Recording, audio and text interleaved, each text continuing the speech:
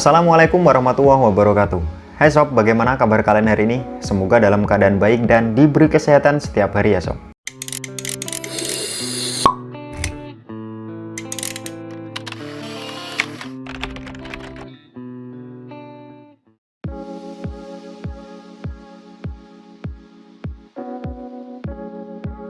Hai sob, di beberapa kesempatan video sebelumnya gua sudah pernah bahas perbedaan antara AMD dan juga Intel, bisa dibilang prosesor atau otak dari sebuah PC sob. Di video kali ini gua akan coba jelaskan salah satu bagian dari jantung sebuah PC yang biasa disebut power supply atau PSU sob. Mulai dari tier atau klasifikasinya hingga sertifikasinya sob. Tanpa sebuah PSU, PC kalian tidak bisa hidup sob, karena ini adalah jantungnya sebuah PC. Jika kalian salah dalam memilih sebuah power supply komputer, tentu saja bisa mengakibatkan kerusakan komponen lain yang cukup fatal di dalamnya sob. Dalam dunia power supply ada beberapa tier atau klasifikasi yang mampu memudahkan kalian dalam mengetahui mana power supply komputer yang tepat untuk kita miliki sob. Dan berikut ini beberapa daftar power supply terbaik yang diurutkan per kelas atau tier di tahun 2020 sob. Yang gua riset dan gua rangkum dari beberapa reviewer dan forum-forum hardware PC yang datanya masih bisa diperbarui ke depannya sob.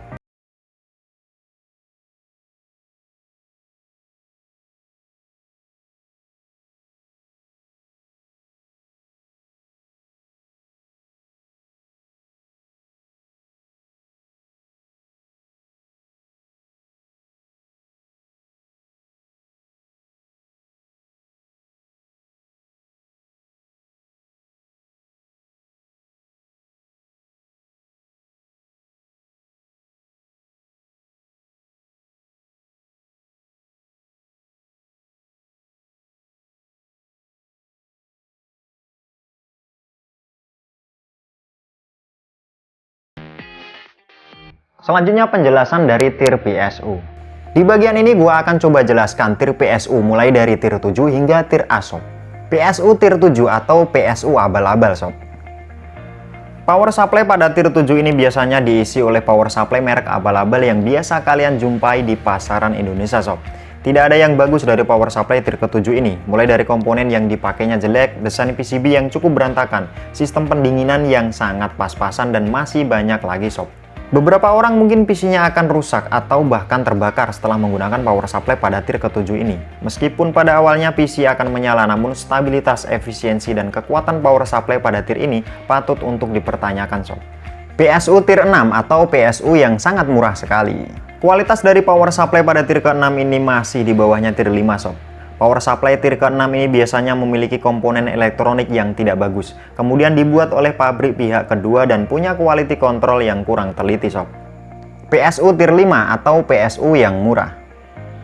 Power supply di tier 5 ini biasanya PSU PC yang lumayan dihindari oleh sebagian besar para PC builder senior atau berpengalaman sob. Mulai dari efisiensi, daya tahan, hingga kemampuan power supply ini sangat diragukan untuk menyuplai daya ke dalam komponen-komponen PC yang high-end punya.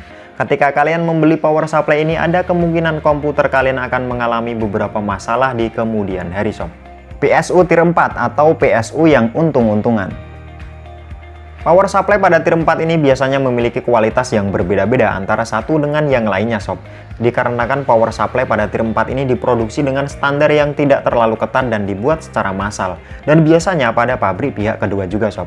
Jika kalian membeli power supply pada tier keempat ini, ada sedikit resiko kerusakan yang mungkin bisa terjadi entah pada unit power supply maupun komponen komputer lainnya sob. Tidak begitu disarankan menggunakan power supply tier keempat ini, kecuali jika komponen yang kamu gunakan pada saat merakit PC adalah komponen yang tidak terlalu high-end atau berspek dewa sob. PSU tier 3 atau PSU untuk PC yang biasa-biasa saja. Jika kalian ingin merakit PC dengan komponen atau spek yang biasa-biasa saja, kemudian penggunaannya juga secara biasa-biasa saja, dan tidak melakukan overclocking secara intens, maka power supply di tier ketiga ini bisa dijadikan pilihan sob. Komponen yang digunakan pada power supply kelas ini biasanya memiliki kualitas yang cukup baik, namun tidak sebaik komponen Jepang pada umumnya. Harganya juga lumayan cukup terjangkau dan masih masuk akal untuk kalian yang tidak begitu antusias terhadap dunia PC atau komputer sob. Tapi kalian menginginkan power supply yang cukup aman untuk digunakan, kalian bisa milih PSU di tier ini sob. PSU tier 2 atau PSU yang sangat baik. Power supply di tier kedua ini adalah jajaran PSU komputer yang kualitasnya cukup baik sob, ya walaupun tidak sebaik di tier 1. Untuk kalian yang tidak mau over budget saat merakit PC karena membeli power supply, disarankan untuk menggunakan power supply pada tier ini. Jika komponen yang kalian rakit sudah masuk spek high atau dewa sob. PSU tier 1 atau PSU berkualitas dan sangat teruji. Power supply tier 1 ini bisa dibilang mendekati budget sultan sob. Power supply yang ada pada kelas ini sangat cocok sekali buat kalian yang hendak merakit sebuah PC gaming dengan komponen-komponen high-end atau berspek dewa, tapi masih dalam batas penggunaan yang sangat wajar sob. PSU pada tier 1 ini mempunyai beberapa kelebihan, diantaranya dibuat dengan menggunakan komponen elektronik dari Jepang, teruji dalam waktu dan sangat tahan lama karena didesain dengan sangat teliti, dan memiliki fitur proteksi lengkap dengan kualitas yang baik. Kemudian punya stabilitas dan kesesuaian power yang diberikan cukup akurat sob, sehingga efisiensinya juga sangat baik. Jika kalian adalah overclocker baik yang pro atau tidak dan menyukai konfigurasi hardware yang ekstrim, power supply pada tier ke-1 ini juga bisa menjamin reliabilitas sistem kalian sob. PSU tier A atau PSU kelas terbaik dan PSU sultan sob. Power supply yang ada di kelas ini biasanya digunakan oleh para PC builder yang merasa dirinya kurang percaya diri ketika memakai PSU di kelas tier 1 sob. Biasanya juga ketika kalian menggunakan GPU atau VGA high-end yang harganya sangat mahal atau harga sultan dan lebih dari 1 VGA, kalian pasti akan memikirkan untuk membeli power supply di kelas ini. Pada tier A atau kelas terbaik ini merupakan power supply yang setelah diteliti dan direview oleh beberapa pengguna memiliki kelebihan sebagai berikut sob. Sangat teruji waktu dan sangat tahan terhadap situasi dan kondisi pengetesan yang sangat ekstrim sob.